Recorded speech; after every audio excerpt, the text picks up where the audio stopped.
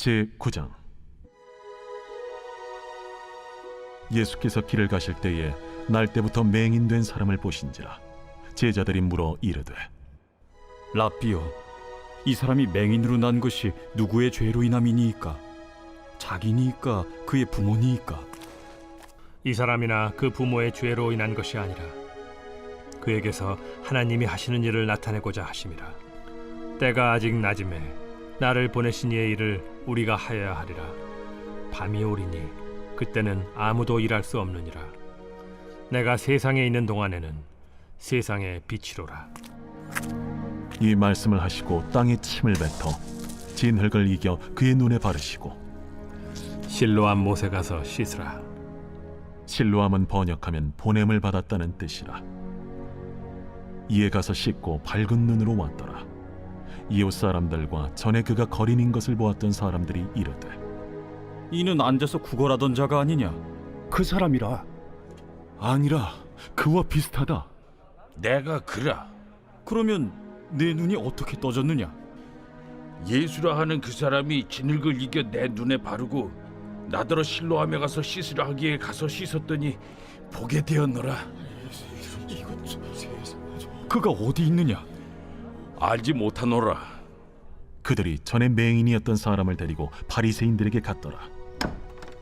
예수께서 진흙을 이겨 눈을 뜨게 하신 날은 안식일이라. 그러므로 바리새인들도 그가 어떻게 보게 되었는지를 물으니, 그 사람이 진흙을 내 눈에 바르매 내가 씻고 보나이다. 바리새인 중에 어떤 사람은 말하되, 이 사람이 안식일을 지키지 아니하니 하나님께로부터 온 자가 아니라. 죄인으로서 어떻게 이러한 표적을 행하겠느냐? 그들 중에 분쟁이 있었더니 이에 맹인 되었던 자에게 다시 묻되, 그 사람이 내 눈을 뜨게 하였으니 너는 그를 어떠한 사람이라 하느냐? 선지자니이다.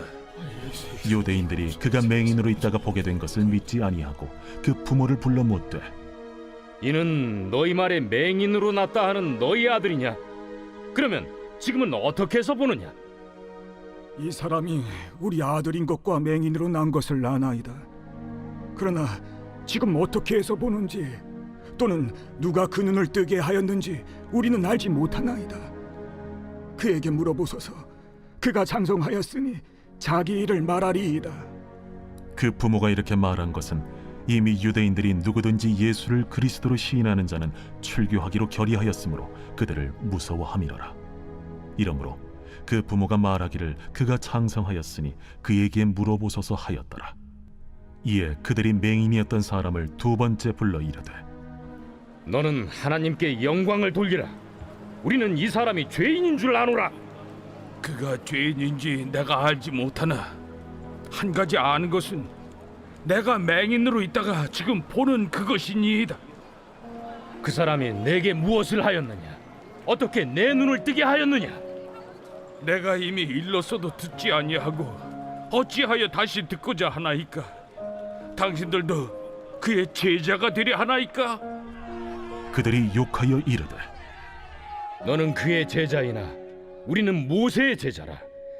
하나님이 모세에게는 말씀하신 줄을 우리가 알거니와 이 사람은 어디서 왔는지 알지 못하노라. 이상하다. 이 사람이 내 눈을 뜨게 하였으되 당신들은 그가 어디서 왔는지 알지 못하는도다. 하나님이 죄인의 말을 듣지 아니하시고 경건하여 그의 뜻대로 행하는 자의 말은 들으시는 줄을 우리가 아나이다. 창세 이후로 맹인으로 난 자의 눈을 뜨게 하였다 함을 듣지 못하였으니 이 사람이 하나님께로부터 오지 아니하였으면 아무 일도 할 수 없으리이다. 내가 온전히 죄 가운데서 나서 우리를 가르치느냐? 하고 이에 쫓아내어 보내니라. 예수께서 그들이 그 사람을 쫓아냈다 하는 말을 들으셨더니 그를 만나사 이르시되, 내가 인자를 믿느냐? 주여, 그가 누구시오니까 내가 믿고자 하나이다. 내가 그를 보았거니와 지금 너와 말하는 자가 그이니라. 주여, 내가 믿나이다.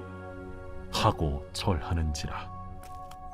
내가 심판하러 이 세상에 왔으니 보지 못하는 자들은 보게 하고 보는 자들은 맹인이 되게 하려 함이라. 바리새인 중에 예수와 함께 있던 자들이 이 말씀을 듣고 우리도 맹인인가? 너희가 맹인이 되었더라면 죄가 없으려니와 본다고 하니 너희 죄가 그대로 있느니라. 태어날 때부터 앞을 보지 못했던 맹인의 눈을 뜨게 한 표적을 행하신 때는 초막절이 지난 어떤 안식일이었습니다. 이 표적은 앞서 있었던 초막절 강론인 세상의 빛 되신 예수에서 주장하고 가르치고 있는 것처럼 예수님께서는 하나님을 계시하는 세상의 빛이요 우리에게 하나님을 알려주고 영생을 얻게 하는 분이라는 것을 실제적으로 보여준 사건이었습니다. 한마디로 요한복음 9장은 8장 12절의 주석이자 하나의 드라마라고 할 수 있습니다. 우리가 너무나 잘 알고 있는 이 사건을 대하면서 꼭 다루어야 할 주제는 죄와 고통과의 관계입니다. 제자들은 태어나면서부터 맹인된 사람을 발견하고서는 이 사람이 맹인으로 난 것이 누구의 죄로 인함이니까 하고 물으며 장애의 원인을 죄의 문제로 연결시킵니다. 당시 유대인들은 병이나 고난의 원인을 인과론적으로 모아 죄의 결과라고 생각했습니다. 성경 전체를 통해 보면 사실 질병과 죄는 서로 연결되어 있습니다. 죄에 대한 징벌로 병을 얻게 되고 그래서 죄를 용서해 준다는 것과 병으로부터 낫게 해준다는 것은 늘 동의어로 쓰여왔습니다. 다윗은 그가 내 모든 죄악을 사하시며 내 모든 병을 고치시며라며 한 사건을 죄 용서와 병 고침의 두 가지로 표현했음을 알 수 있습니다. 따라서 구약에서는 장애를 보는 시각이 곱지만은 않습니다. 종종 장애나 질병은 개인의 죄에 대한 징벌로 이해되기도 했고 혹은 조상의 죄로 인해 하나님의 진노가 임한 결과로 이해되기도 했습니다. 그러나 예수님께서는 또 다른 견해를 제시하십니다. 맹인과 관련하여 그가 맹인된 것은 죄 때문이 아니라 하나님께서 하시고자 하는 일을 나타내기 위함이라고 하십니다. 본인의 죄 때문도 아니고 부모의 죄 때문도 아니며 하나님의 하나님 되심과 하나님의 영광을 드러내기 위해 그가 맹인이 되었다는 것입니다. 결국 하나님께서는 맹인을 통해 당신의 사랑과 능력을 나타내셔서 그를 하나님의 영광을 드러내는 도구로 사용하셨습니다. 이렇게 함으로 맹인은 빛을 보게 되고 빛을 봄으로써 예수님을 바로 이해하게 되고 예수님을 그리스도로 고백하면서 그분을 증거하는 생명의 도구로 하나님의 역사를 위해 의미 있는 삶을 살게 되었다는 것입니다. 그러므로 우리는 고난받는 사람들을 볼 때 무조건 그가 죄를 지어서 하나님의 벌을 받는 것이라고 함부로 단정짓는 원시적 사고의 실수에서 벗어나야 합니다. 죄가 고난을 가져오는 것은 사실이지만 항상 1대1로 상응하지는 않습니다. 그렇다면 우리가 질병이나 장애 또는 인간이 당하는 고난에 대해 어떠한 시각을 가지는 것이 성경적일까요? 성경에서는 이에 대해 원죄의 결과로 인류는 하나님의 형상을 잃어버렸다고 말합니다. 원죄로 인해 하나님께서 지어주신 형상과 모양이 망가지고 하나님과의 관계가 단절된 상태가 되었다는 겁니다. 이러한 불완전함은 내면뿐 아니라 외향에서도 나타납니다. 결국 질병이나 장애, 고난은 인간에게 원죄가 있음을, 그 결과 온 인류가 함께 벌을 받고 있음을 상기시키고자 가시적으로 볼 수 있도록 남겨주신 표라고 할 수 있습니다. 그리고 예수님께서는 그 맹인을 위해 땅에 침을 뱉고 진흙을 짓이겨서 맹인의 눈에 바르십니다. 그리고 실로암 못에 가서 씻으라고 하자 그의 눈이 뜨이게 됩니다. 말씀만으로도 병을 낫게 하시고 죽은 자도 살리시는 예수님께서는 왜 굳이 침을 뱉고 진흙을 그 사람의 눈에 바르셔야 하셨을까? 분명 무언가 이유가 있으셨을 겁니다. 우리는 그 이유를 다시 원죄를 지었던 자들의 시간대로 돌아가서 생각해 봅니다.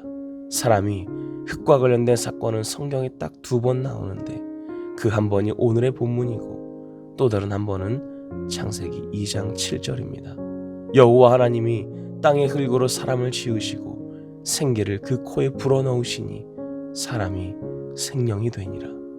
하나님께서 사람을 창조하실 때 흙을 사용하셨는데 오늘 예수님도 맹인을 고치실 때 흙을 사용하십니다.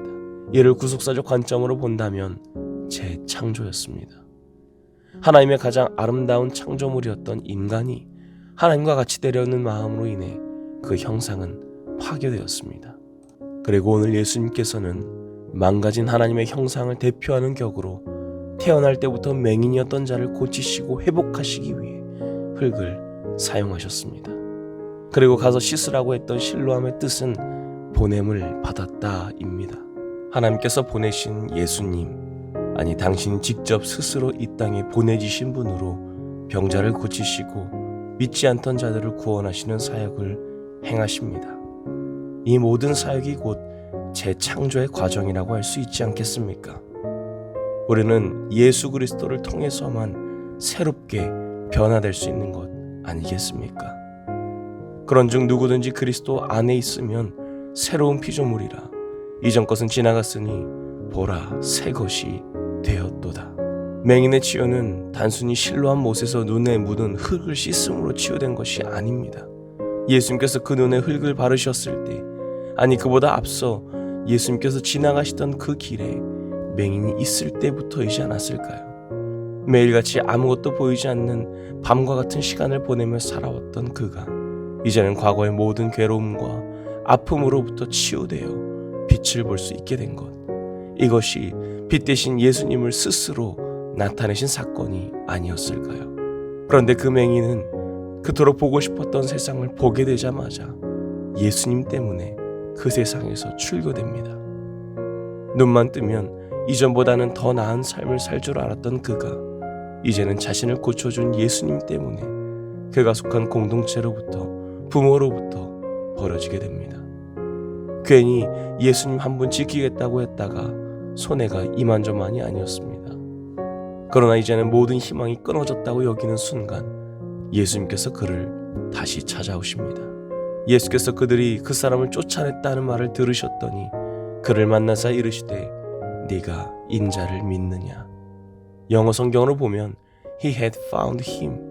그 소식을 듣고 예수님께서 그를 찾아 다니셨다는 겁니다.